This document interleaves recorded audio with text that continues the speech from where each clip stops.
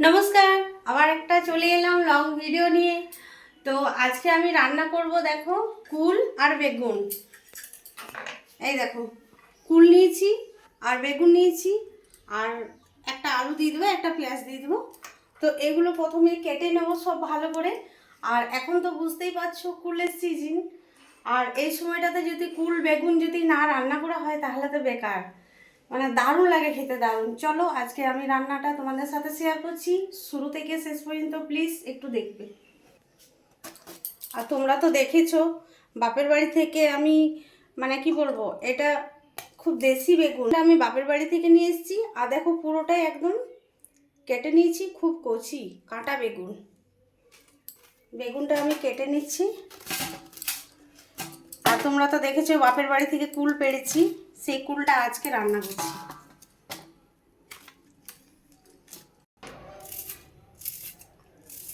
কিছু বলবো?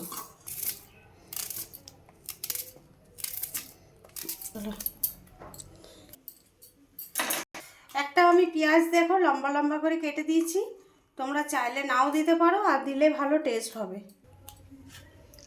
কুলেতে দেখো পিছনে যে ডান্ডিগুলো থাকে, সেই ডান্ডিগুলো আমি একটু করে বেছে নিচ্ছি, ভেঙে নিচ্ছি ডান্ডিগুলো। বেগুনের সাথে কুলগুলোও দিয়ে দিচ্ছি একসাথে, ধোয়া হয়ে যাবে তাহলে।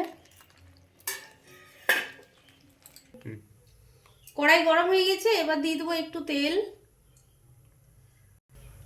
তেল গরম হয়ে গেছে, একটু দিয়ে দেবো পাঁচফোড়ন।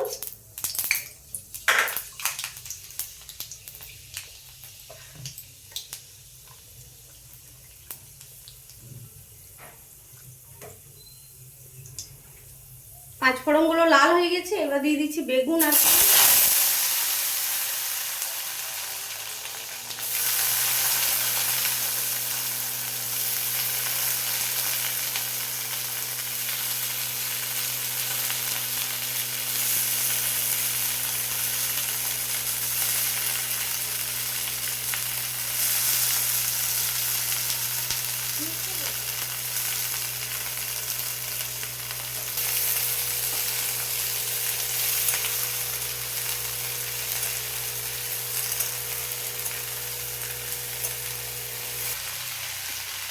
আমি দেখো এখানে বেগুন আর ফুল যে দিয়েছি, অনেকে হয়তো কমেন্টে বলবে যে দিদি ভাই বেগুনের সাথে যে ফুলগুলো দিয়েছে গোটা, তো ফুলগুলো দেখবে আপনি ফেটে যাবে,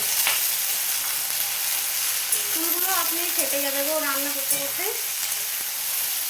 এবার আমি দিয়ে দিচ্ছি টমেটো।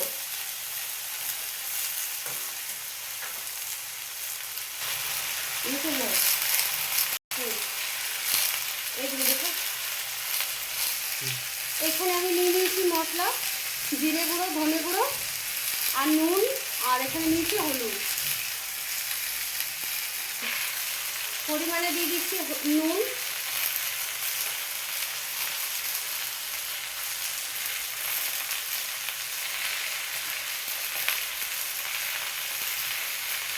পরিমাণে দিয়ে দিচ্ছি হলুদ,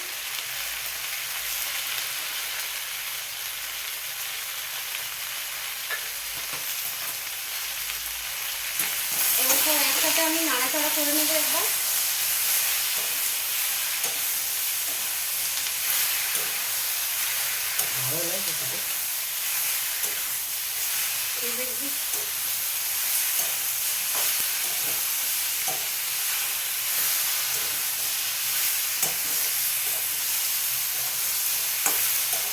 আর এইরকমভাবে রান্না আমাদের বেশিরভাগ গ্রামেই হয়, আর আমি সেইটাই করলাম।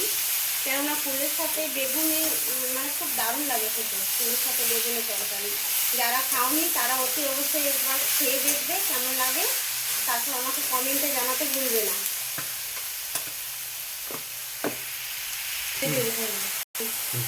এখানে আমি বাটিতে নিয়ে নিয়েছি আদা রসুন লঙ্কার পেস্ট, আর জিরে নিয়েছি উপরে।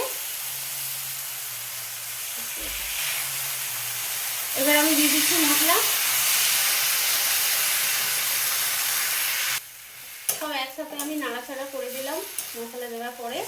আর দেখো নুন দেওয়ার পরে কিন্তু সব কিছু সফট হয়ে গেল সবজিগুলো।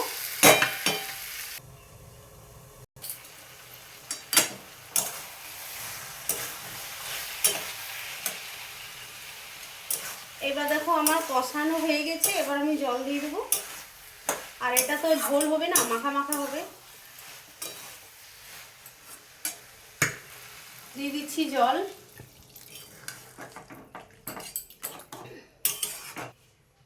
এবার সেদ্ধ হওয়ার জন্য ঢাকা দিয়ে দিলাম, 5 মিনিট সেদ্ধ করে নেব। বেগুন আর কুল তরকারি যেটা বললাম, এই দেখো হয়ে গেছে। এবার আমি নামিয়ে নেব। আলুগুলো সবজি আবার বলো।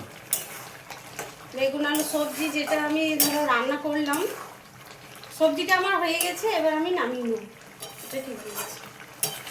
ফুলগুলো দেখো, তোমরা মনে করছিলে যে ফুলগুলো সেদ্ধ হবে না হবে, গোটা গোটা লতা দিয়ে দিল, কিন্তু দেখো ফুলগুলো সব ভালোভাবে সেদ্ধ হয়ে গেছে, প্রতিটা মুখ ফেটে গেছে, ভালোভাবে তেল মশলা ঢুকে গেছে। এবার আমি নামিয়ে নিচ্ছি।